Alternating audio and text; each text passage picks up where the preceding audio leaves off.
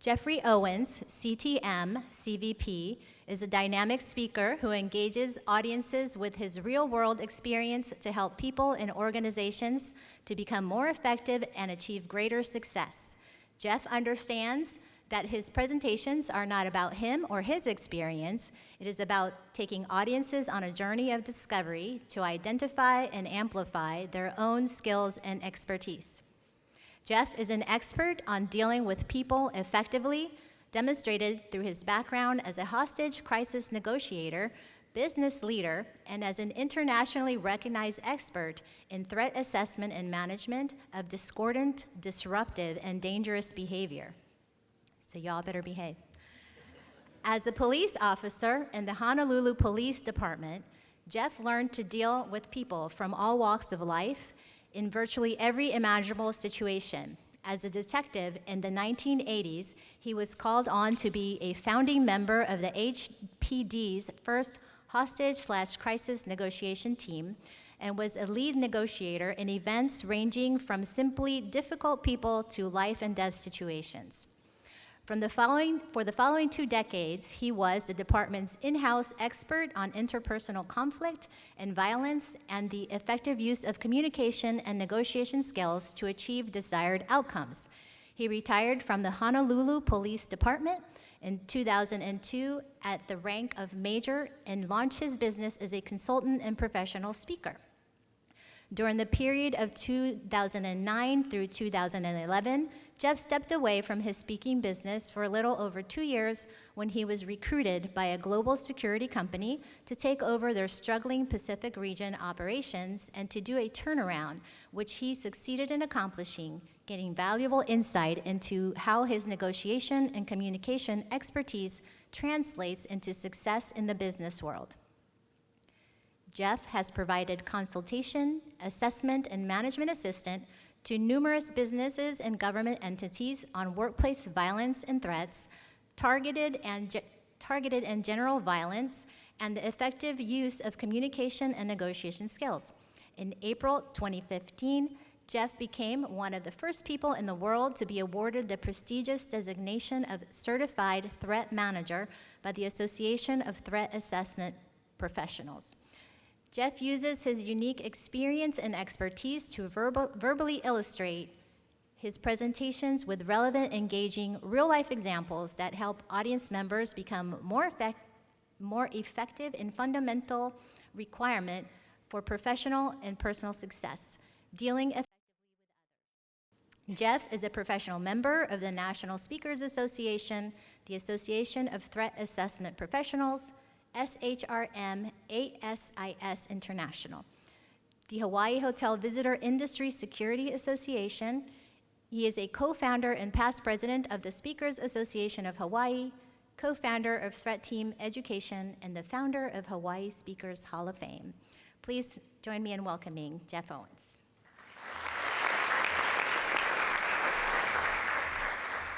Thank you very much.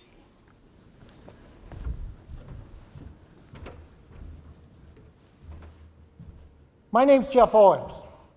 I'm here to work with you.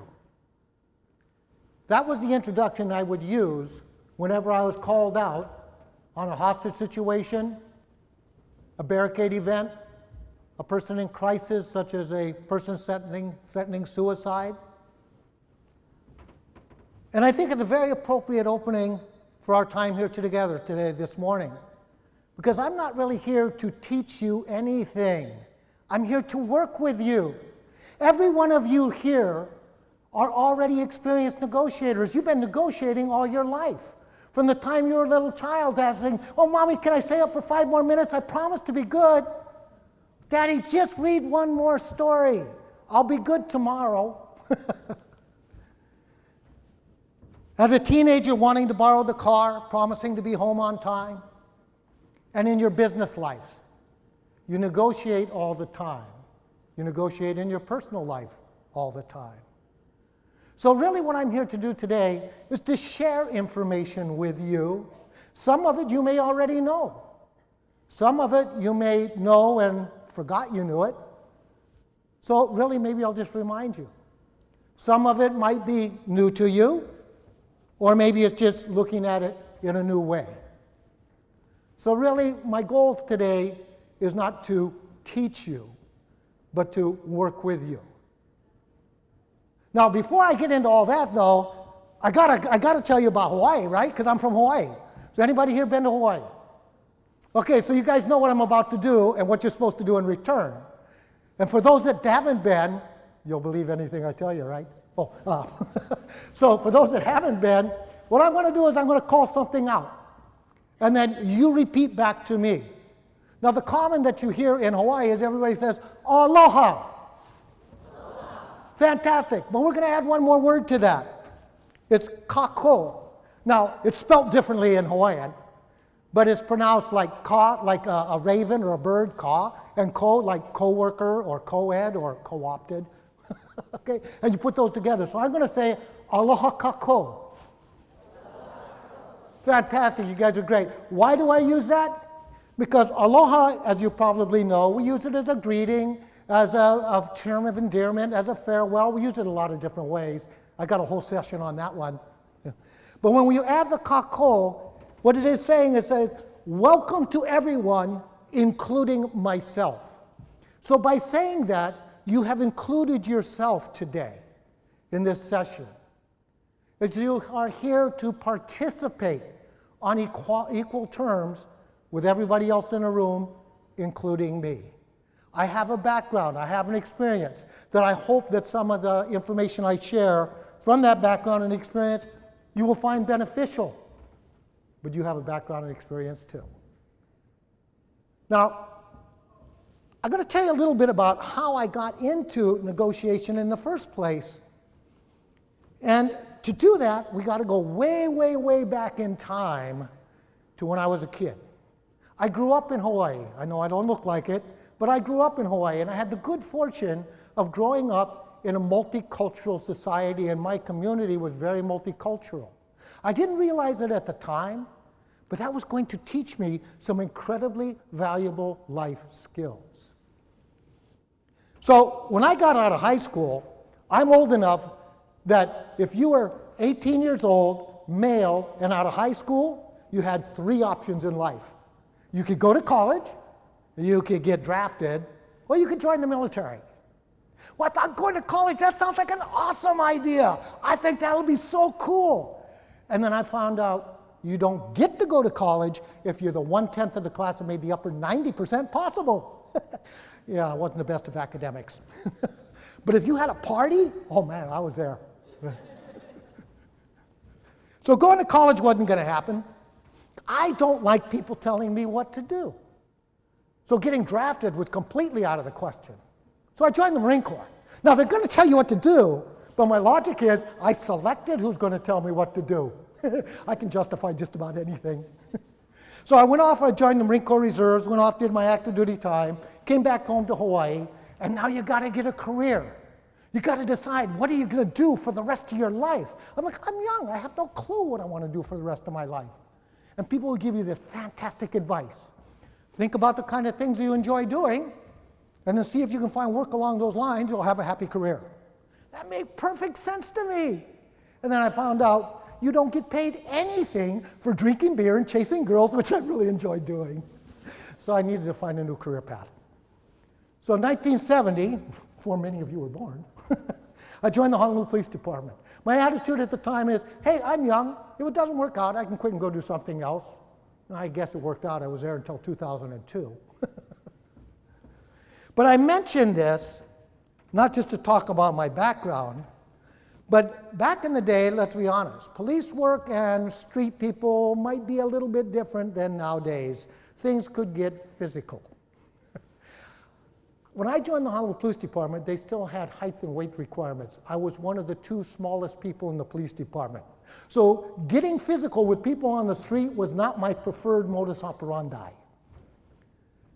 And I've discovered, really not intentionally, not really with conscious awareness at the beginning, that background of growing up in the multicultural community turned out to be very useful for me in dealing with people on the street, in dealing with conflict and hostility and aggression, because I started to understand that I could recognize that different people have different styles.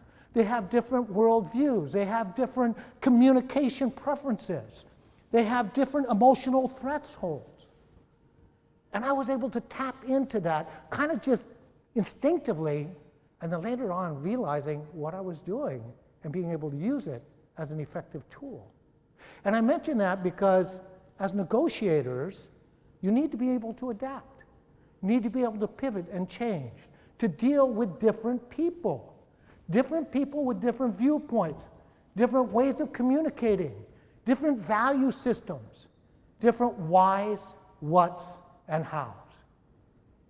So being able to make those adjustments is critically important to success in negotiation. Because it's up to you to make the change, not to them. You're the professional negotiator.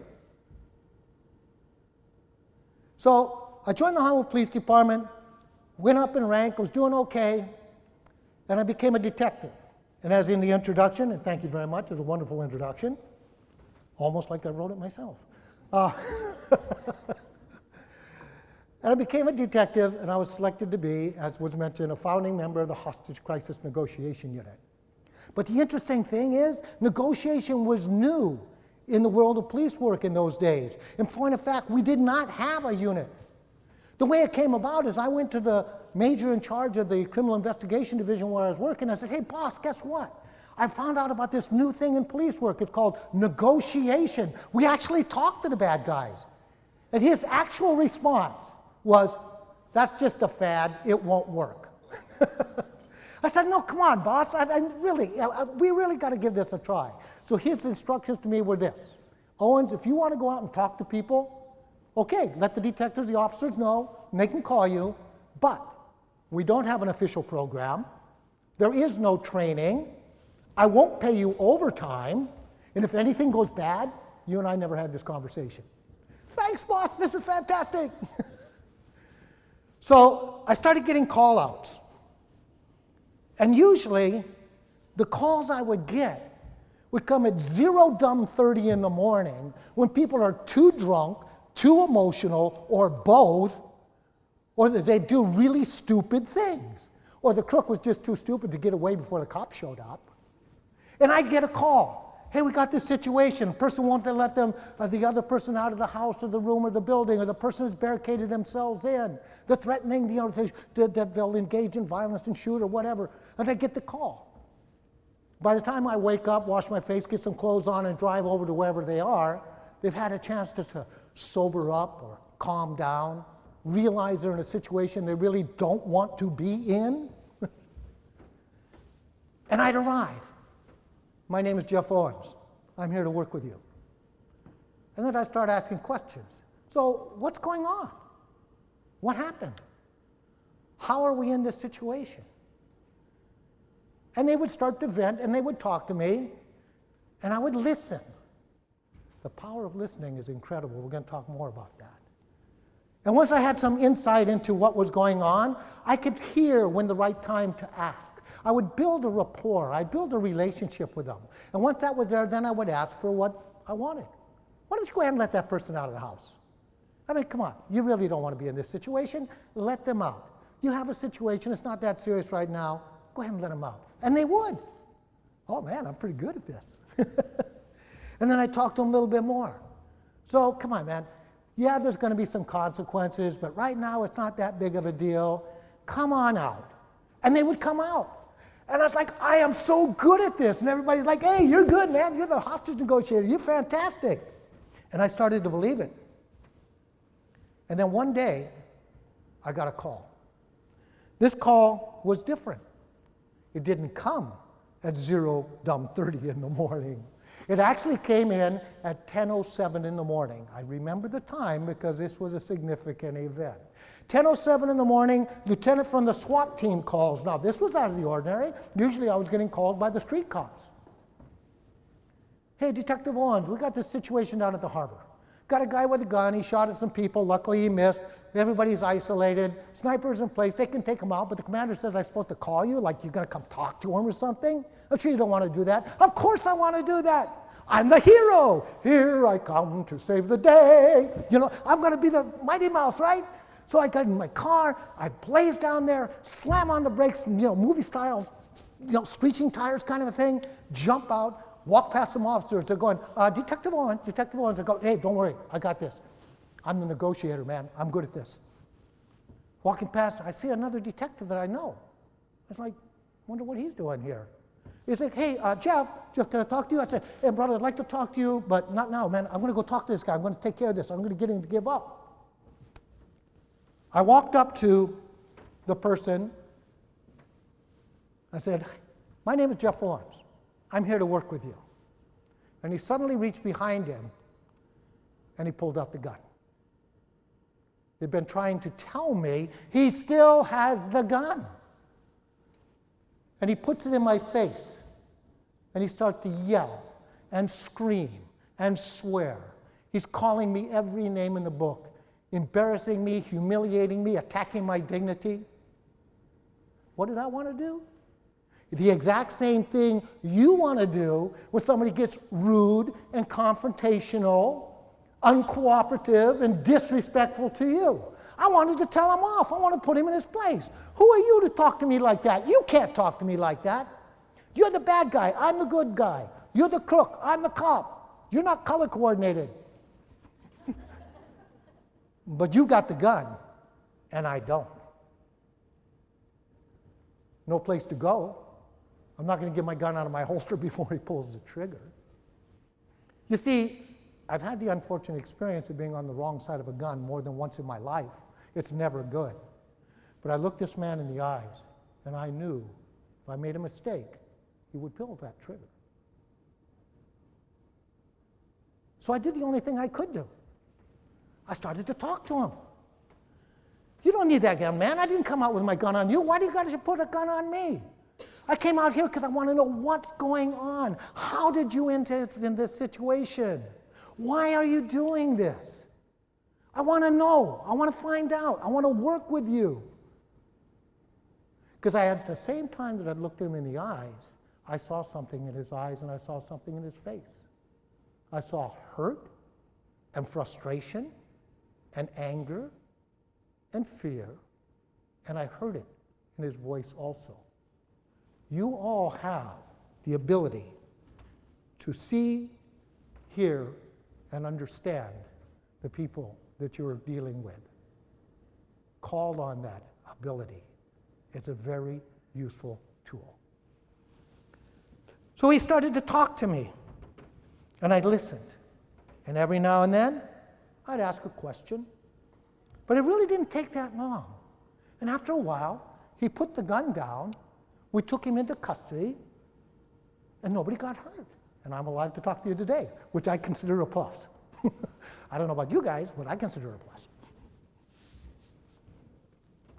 And when he's taken away, everybody, Owens, you're so good, man. You're a great negotiator. What a hero you are. Fantastic. You solved the problem. I'm like, yeah, that's great. And they all left, and I collapsed. I literally collapsed on the ground. The boneless chicken, covered in sweat, in a state of shock, because I realized I had almost died. I started to think to myself, what did I do that saved my life? How is it that this person did not kill me? Why am I still here? And I thought about a lot of different things. And several things occurred to me, one in particular that I'm going to share with you at the end of our time together. But what I want to do now is I want to pose a question to you. What did I do wrong? Why was it wrong? How could I have done it differently? Perhaps, what did I do right? Why was it right? How could I have done things differently? So in order to do that, what I'm going to do right now, I'm going to ask everybody at your tables, take the next 5 minutes, gather together, network with one another, share knowledge with one another, and come up with what you think would be perhaps what I did wrong, maybe what I did right, the whys behind that, and maybe even, if you can, some of the hows it could have been done better. I want you to select one person at your table who will be the spokesperson for your table. I may not call on all tables, but I might. So, from right now, please take the next 5 minutes and see what you can come up with. And by the way, you will not hurt my feelings. Be honest with what you think I did wrong. You're not going to hurt my feelings. So 5 minutes, discuss it among yourselves.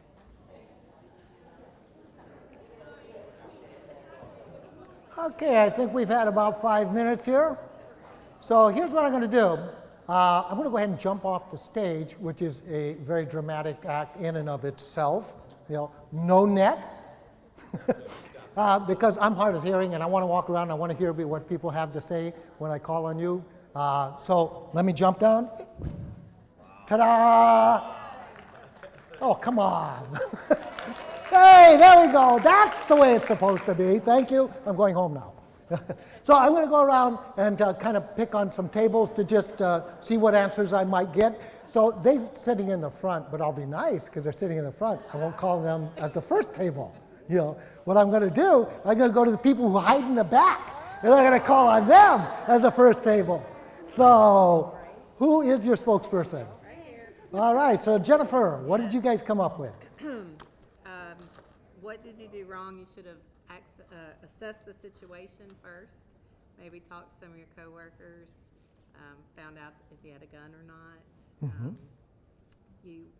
Why? I'm sorry. What was the why? Why did I make the mistake? Oh, why?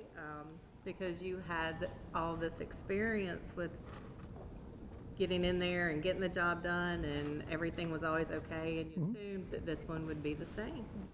Okay. And but you did do a good job of de-escalating the situation and focusing on the needs of the gunman and empathizing with him. Fantastic. So we think that probably led to him giving up and giving in and analyzing the situation and preparing for a gun should have been the first focus as you were walking. Fantastic. That's awesome. Thank you. You guys did great. Absolutely, everybody. That's fantastic. So now I'm going to come over here. She's our spokesperson here. Should I? You got picked on. Nominated, yes. So we weren't quite as comprehensive, so kudos to you. But we basically came up with what you did wrong is you did not listen. We figured the why was In the beginning. In the beginning, yes, because of your ego. Absolutely. But the sort of the why you did things right was also because you actually did start listening, and you had the skills and whatnot to then diffuse the situation. Fantastic. That's great. You're fantastic. Everybody? Okay. I'm going to zigzag over here. And what did you guys come up with? Everything the first table said. All right. Smart. The thing's wrong, you didn't listen to the other officers that were trying to give you heads up when you got there. Didn't assess the situation. You were overconfident because it was the first time you were put in that situation. You came over other things that were a little easier on you. Underestimated your opponent. And then the why we figured was good. You were good at staying calm and engaging and read their emotions. And then things better, the best thing would have been to, access the situation a little bit. Fantastic. Again, this is excellent, excellent, excellent. And now I will come to the first table. That was a trick. Yes, it was. Everything everybody else already said. Okay. And I'm not copying that. Sure. But I think exposing his vulnerabilities is truly what saved you, and just bringing emotion into the fact that he was so wound up with emotions, and you let him know that you saw that side and could offer sympathy and empathy. Fantastic. That's incredible. Everybody, thank you so much. So, getting up is harder than getting down. Okay. You guys came up with exactly the right answers. They are exactly the right answers. One of the things that I did not do is I didn't assess the situation. Everybody came up with that. Pre-negotiation assessment is a very valuable thing to do. Taking advantage of information that is available to you is an incredibly valuable thing to do. Why didn't I do these things? You guys used really nice, polite terms. I was arrogant. I made an assumption that I knew what the situation was, what this person was about, what they needed in order to resolve it, and my arrogance almost got me killed. Now, luckily, in the negotiations you do, it's generally you're not got a gun in your face, right? Other than metaphorically, that if you don't get it done, the boss is going to be very unhappy. But luckily, you guys don't have that situation, right? But it's those same things that convert and use in our business negotiations and in our life negotiations. Being willing to assess, to build the relationship, and to communicate effectively. Those are the why, what, and hows.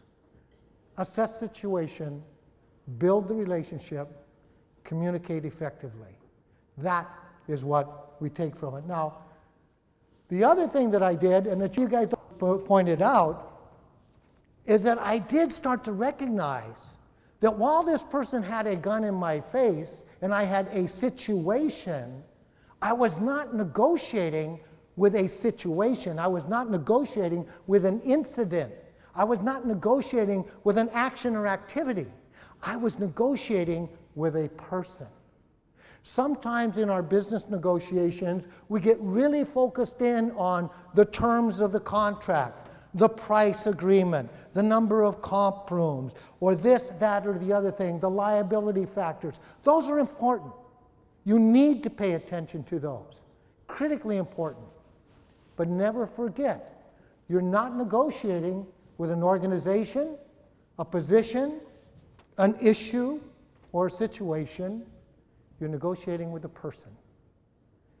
And the more you can learn about the people you're negotiating with, the better off you're going to be. The skills that we're talking about here today are not just for negotiation in and of itself. The skills that we're talking about here today apply to almost all of our interpersonal interactions.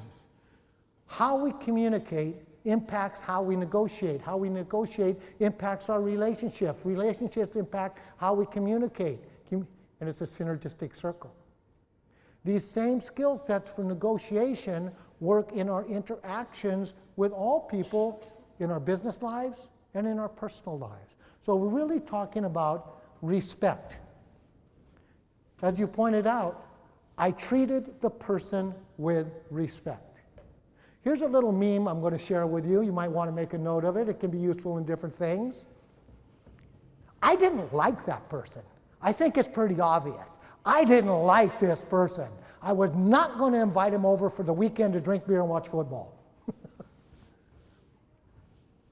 I did not agree with his approach. I did not agree with what he was doing and what his proposal to me was. It's okay to dislike. It's okay to disagree. But it's not okay to disrespect. Keep that in mind. It's very, very valuable because it is that respect that really was at the core of my ability to communicate, to form the relationship of rapport, which translated to a sense of trust, which allowed me to negotiate the situation to a satisfactory conclusion. Now, prior to coming here today, I had the good fortune to be able to interview some of your members, some of them who are here today. And thank you very much. I really, really appreciate the input that you guys had to help me to assess what I'm going to do in preparing for today. And this is just a few of the things that are paraphrased as to topics and ideas and areas of concern as regards negotiation that they brought up. As you can see, it's a pretty comprehensive list, and this isn't even everything.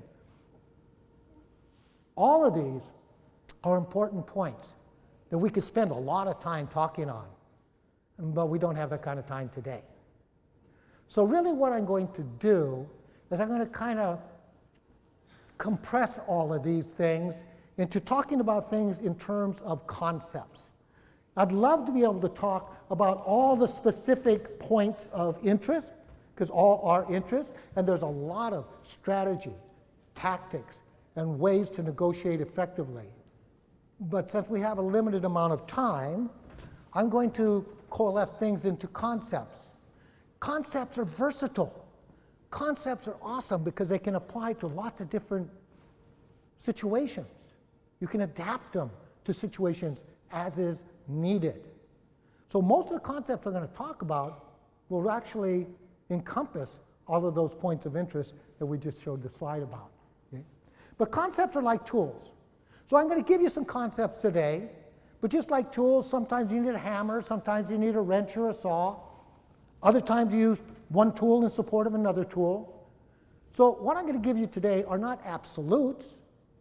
They are concepts to put in your negotiation, interpersonal, and communication toolbox to be used appropriately when the need arises. Of course, the skill comes in being able to know what tool and when and to use it effectively.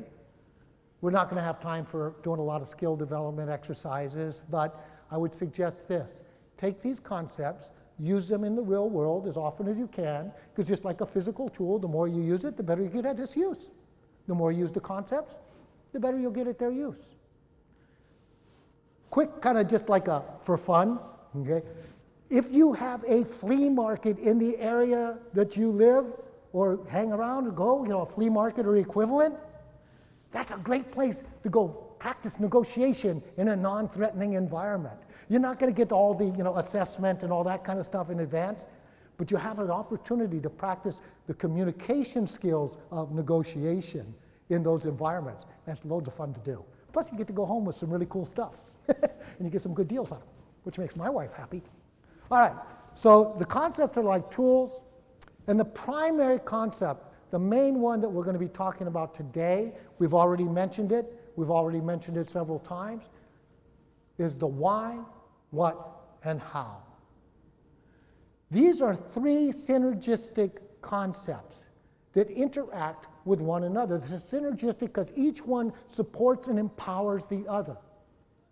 If you can identify the why, it will inform the what. When you inform the what, it will empower the how. When you empower the how, you can address the why. Each one works in support of the other, and it doesn't matter where you come in on the trilogy. You could start with the what. My name is Jeff Owens. I'm here to work with you. What's going on? What happened? You could start with the how. Well, how is it we're in this situation? Here's a great, I wish I had a lot of time to talk on this one. Here is a great question. When a proposal is made, and you're not really inclined to agree to that, here's a phenomenally powerful question. How am I supposed to do that? Asked with sincerity, not as a challenge, but asked as an inquiry. How am I supposed to do that? By asking the how, you're actually enlisting the aid of the other person to provide you the answer to the question. And then you enlist their aid to find how will you adjust the agreement in such a way that you can reach a mutually satisfactory agreement. It doesn't matter where you come in on this. Other than I would say this one thing. Try to avoid the why whenever possible. There are times that you have to ask the why. Why do you want to avoid asking why directly and specifically? Most people will interpret why as a challenge, either consciously or subliminally. If I'm asking why, I'm asking you to defend your position, to justify yourself. When I'm asking you to justify yourself, I'm saying I'm in a position superior to you and you must answer to me and justify yourself to me. That does not contribute to a positive relationship. There are times when the why question is appropriate to ask.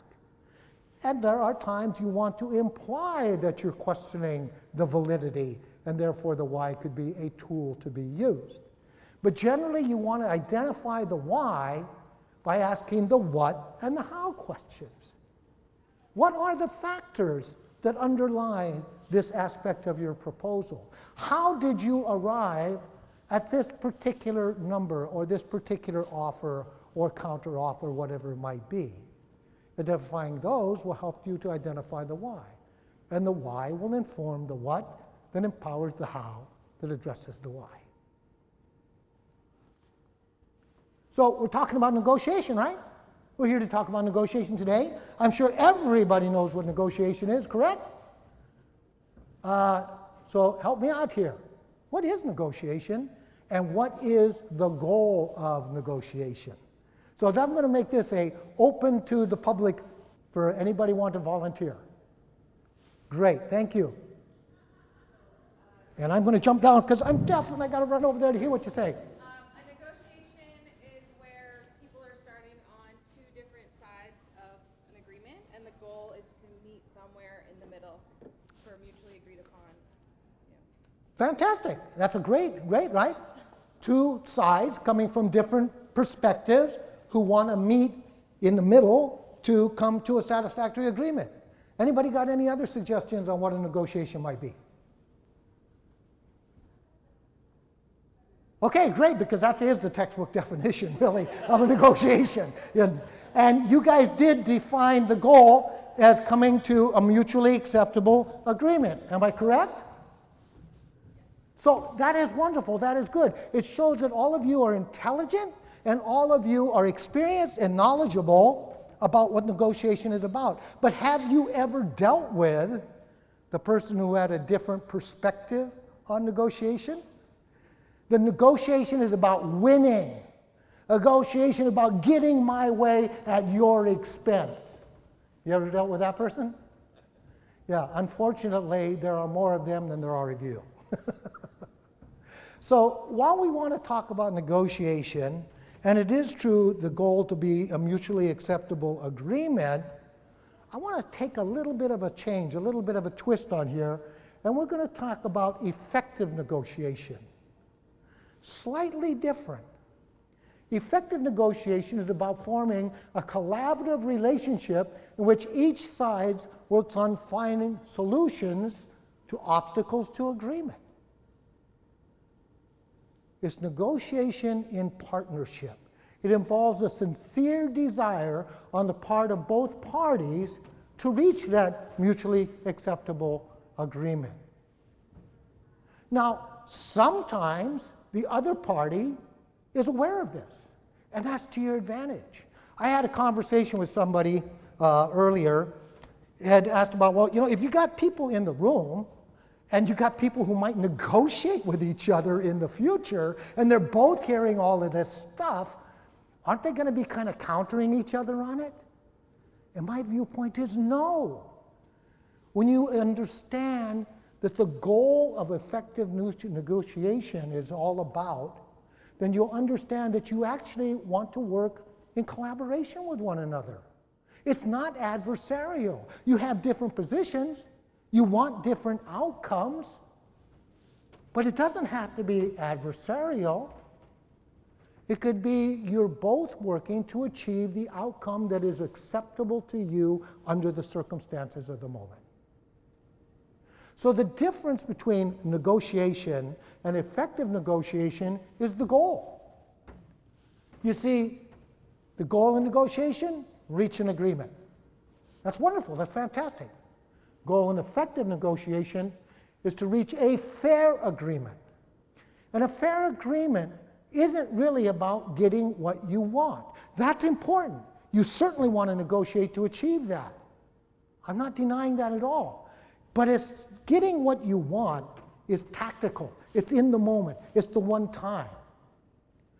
A fair agreement, I define it to be, is one in which both sides would be willing to negotiate with the other party in the future.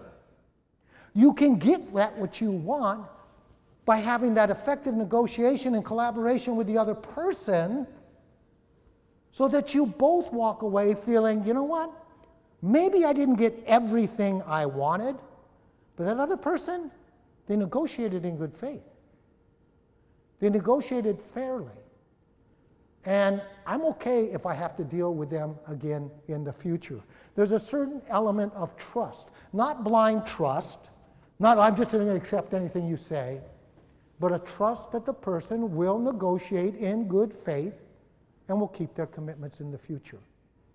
This is incredibly important also, because one of the specific topics of the people that I interviewed prior that came up repeatedly was people who enter into negotiated agreements and then at the last minute decide they want to change it. Keep your commitments. This is the one that is not a general concept. This is a really specific concept. Keep your commitments. Do not change agreements after they have been reached. Otherwise, well, you might get away with it this time, but you're going to have a hard time negotiating with that person in the future because there will be no element of trust that you will keep your word. As a police hostage negotiator, we strive to make sure that any commitments we make, any promises we make, we live up to it no matter what. In one instance in which I had to negotiate, after doing the assessment, after building the rapport, after working with this person for a period of time, I finally got this person to agree to surrender. And there was 3 commitments I had to make. Number 1, I would be the person who would meet them at the door when they came out. Because we had a relationship. They wanted somebody they trusted to meet them at the door. Number 2, make sure they weren't roughed up in the process of getting handcuffed and arrested. Number 3, they wanted a cigarette. This is back in the days when everybody still did that nasty, terrible, bad habit of smoking cigarettes, okay? Like me, which I don't do anymore. Now that would sound like a pretty simple thing to do, right? Except for after I had gotten the approval of the incident commander on scene at the time to make these commitments, keep this in mind, another senior officer arrived. And that senior officer did not want me to be the person to meet him at the door. In case something went bad, they wanted the SWAT team guys there to grab this, take him down, etc. I had to convince that person to allow me to keep my commitments. That was a negotiation in and of itself. And that's exactly what happened. I got him to agree. So I met with the SWAT team people. I explained what was going on. That listen, when you guys take him into custody, when you get him, handcuff him, treat him gently, unless he does something that causes you otherwise. And you need to make sure that we have a few minutes afterwards for him to smoke the cigarette. And they agreed. I'm really glad I did that, because about a year later, I had to negotiate with this same person again in a barricade situation. And we were able to resolve it fairly quickly without any drama because he remembered I kept my commitment. And in order to get him to surrender in that, all I had to do was agree to the same 3 things again. So do make sure you keep your commitments. That is a very specific tool in your toolbox and a very important one, because it contributes to the idea of the relationship and the relationship of trust that will allow you to have the effective negotiations in the future.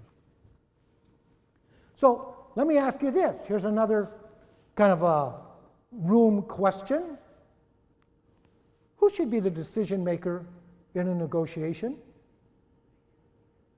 What do you guys think? Anybody got any ideas? This is the audience participation part. I'm sorry, who? Both sides should be the excellent answer. Both sides should be the decision maker. That's a great answer. Anybody got any other answers? Yes? Maybe this is not going to be popular, but I think if you're in a situation where somebody's not 100% there, then I don't know. I don't know if that's decision maker is the word, but the saner person should be leading the conversation. No, go ahead. Listen. I am deaf as a stone. Okay. Matter of fact, stones hear better than I do. In a normal situation, then you would be comparable. But in a situation, I feel like where somebody might be not well, then maybe the person who has a better grip on the situation needs to lead. Okay, I like that answer. That's fantastic. So whoever might have the more mature position, the more stable position, but say in a business negotiation, who should be the decider? Who should be the decision maker? Mutually. Okay, so these are great answers, and they're excellent answers, and they are correct answers. They're just not as specific as I am looking for. The correct answer, the most specific answer, is anybody but you.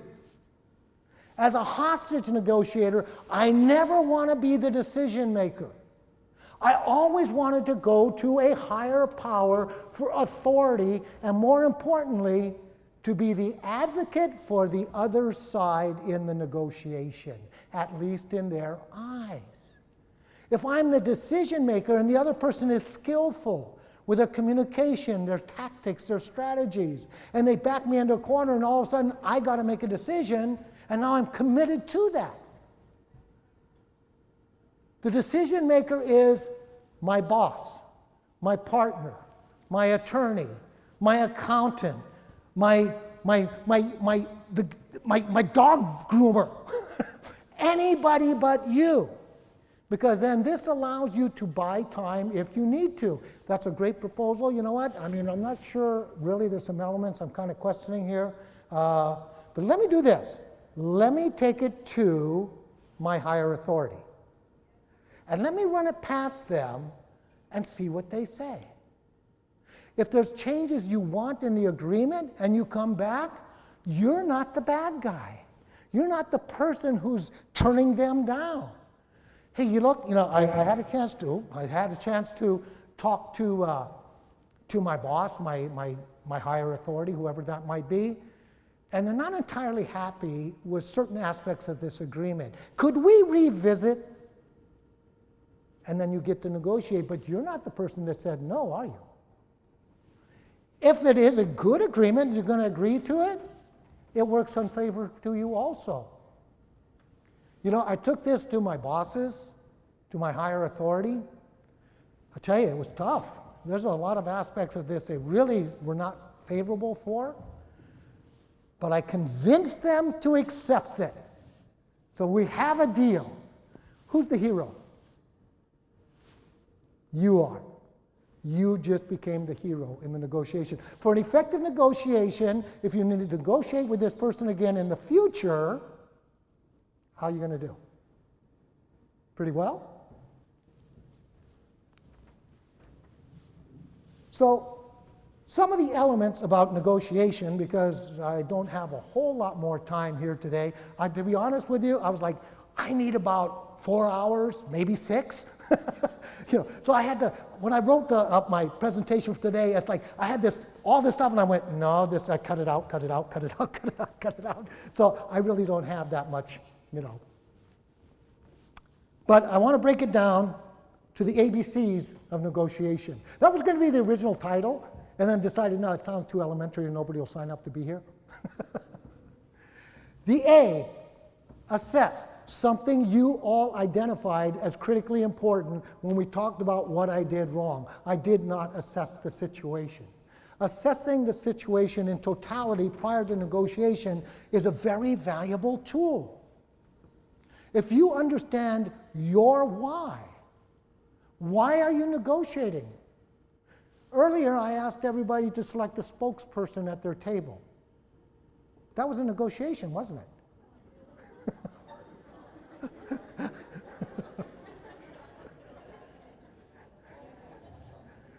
That was a negotiation. There was a simple kind of a negotiation. Sometimes you got a person say, yeah, I'll do that, because they're like me. They like to stand in front of people and babble. Other times you had to kind of convince somebody, to accept, right? So some negotiations are simply an agreement. You establish some criteria, and then people say, okay, can you agree to this? Yeah, I can agree to that. Can I agree to that? Yeah, we're fine. That's one form of negotiation that we're going to assess what kind of negotiation that you're in. We're talking today about what I call value for value negotiation, an exchange of this for that. So that's really our focus here, what we're going to talk about, we're talking about today. Let me throw out another little meme for you. I learned that word, meme, so I'm using it as often as I can now. There should always be value given for value received. Why is that important? Because again, I'm going to ask you guys, participate with me. Why is it important to have value given for value received?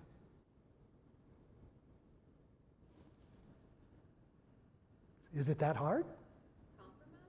Compromise? Huh? Compromise, everybody wins. That's a good compromise. Everybody wins. Another way to look at it is to avoid being compromised. If you give me value and I give you nothing in return, am I compromised? Do I owe you in the future, in another negotiation situation, or even in this situation? Now, understand that value is not always revenue. Value can come in a lot of other different forms. What can you do as part of your assessment to calculate what can you add into this negotiation to be value for value exchange? As police hostage negotiators, we negotiate everything. So you need some water in there? Great. What kind of water would you like? Do you want cold water, room temperature water? Do you want it as regular water or sparkling water? Do you want plastic or glass? We negotiate everything. How are we going to deliver it? We negotiate because what is the value to us of a bottle of water? Nothing. What's the value to them of a bottle of water? It could be very valuable. So we will negotiate that so that we give them value with the perception that we valued it also, even though it really didn't cost us anything. Value for value allows you to reach compromise, to give value in exchange for value without really costing you anything. It gives you a bigger pie to negotiate on, enhancing your chances of getting a satisfactory agreement to the primary point of the negotiation. Value for value. There should always be value given for value received. Really good little tool to keep in your. But your assessment, in addition to all those things there, okay, do you understand what your goal is? Is it really clearly defined exactly what you want? What are your motivators? What are your inhibitors? What are the factors that influence your ability to make agreements? Market conditions. You need to understand what's going on. You understand your own why as the assessment. Have you assessed the other side, as we talked about in my situation with the man with the gun? Have you assessed what are their motivators? What are their inhibitors? What influences them in one direction or the other? Do you have a good understanding of that? The assessment can be very, very valuable. And the key to the assessment is to identify the why, the what, and the how. Why am I here today? Why am I standing up here to talk to you today? Is it because of the money? I'll be very honest with you. Your chapter was very kind, and I'm very grateful in all sincerity that they have given me a stipend to help offset my cost to be here today because I flew in from Hawaii. But I'm not making any money at it. Am I here because I'm hoping that you guys will be impressed by me and maybe somebody will recommend me or hire me to do future gigs? And that would be, yes, absolutely. I'm not going to hide that. Of course, that's what I want. But what is the why behind the why? There's another thing to keep in mind. There is almost always a why behind the why. Why have I chosen professional speaking as my way to make a living? I can do a lot of things. Certified threat manager, licensed private detective, former executive of a multi-million-dollar corporation. I can do a lot of things. I've chosen professional speaking. Why? To be honest, I like what I do. I enjoy the feeling of standing in front of people and providing information that I believe to be of value to you. It gives me a sense of meaning and worth and purpose. How valuable would that kind of information be to you about the other side when you're negotiating? If you understand what their motivators are and inhibitors are, how could you leverage that information about the other side in a negotiation? Understanding their why, what, and how is very important, as is yours. Building a relationship, that's the B. And we already kind of talked about the importance of that. So building a relationship is critically important in negotiations. You don't have to like, you don't have to agree, but never disrespect. A relationship of respect will enhance negotiations every time. And learn to become an effective communicator. Without communication, there is no negotiation. You can't negotiate without it communicating. Learning to understand your communication styles, the communication styles of the other. Learning to understand the communication required within a given environment or a given situation. Developing effective communication skills is critically important. Again, I wish I had the time because that's something I love to talk on. Because everything that I learned from my experience on the streets as a cop and dealing with people from negotiation situations had to do with learning to communicate. Because communication is more than just words. It's intonation, it's vocal inflection, it's posture, it's eye contact, it's facial expression. It's a lot of different things. Learn to communicate effectively. Because effective communication is the conscious, intentional use of all of the elements of communication to most effectively send and receive messages. We all communicate all the time. Oftentimes we do it without even thinking about. You ever heard, the person spoke without thinking? A lot of us are unconsciously competent. And actually, my goal is to help us to become more consciously competent. Nothing wrong with unconscious competence. It means we're doing all the right things in all the right ways for all the right reasons. But when we become consciously competent, then we become more effective at what we do. Effective communication imparts knowledge, increases respect, facilitates empathy, and improves communication all. And empathy is incredibly important. I'm running close to my end of my time here, so I'm going to very, very quickly. The picture of the cigarette has to do with a situation in which, in order to get the person to come out, we agreed that they could have a cigarette. But the way it went was this. This person, it was a result of a domestic situation. He'd barricaded himself in the house, learned a lot about him. He saw himself as a tough guy. It was important for him that the world would see him as a tough guy. So I talked to him. I said, hey, we've been talking for a while. I think you feel like having a cigarette? Because I knew he was a cigarette smoker. He was in his own house, by the way. He said, yeah, I'd like a cigarette. I said, I'll tell you what, I'll have the police bring a cigarette and matches, put it on the hood of the car that's parked in front of your house in the driveway, leave the gun behind, come out, get the cigarette. There was a pause. We have a way of speaking in Hawaii. He says, what? When I come out without the gun, you're going to have one cop jump me. But it was interesting. Where was the word that was stressed on? One cop jump me. I said, no, I'm not going to have one cop jump you. Are you guys starting to hear the communication that was occurring? So when he came out to get the cigarettes, I had 3 cops jumping. He was letting me know he wanted to come out, but he needed to maintain his image of being a tough guy because all the neighbors were watching, and he had to be able to show it took more than one cop to take him down. So, listening, forming empathic relationships as part of our communication, because the communication forms the empathy. Empathy is not sympathy. Sympathy is sharing the feelings of the other. Empathy is understanding the feelings of the other. You do not need to sympathize, but empathy is a powerful tool. And a final tool for your toolbox, and then I'm going to wrap my time up.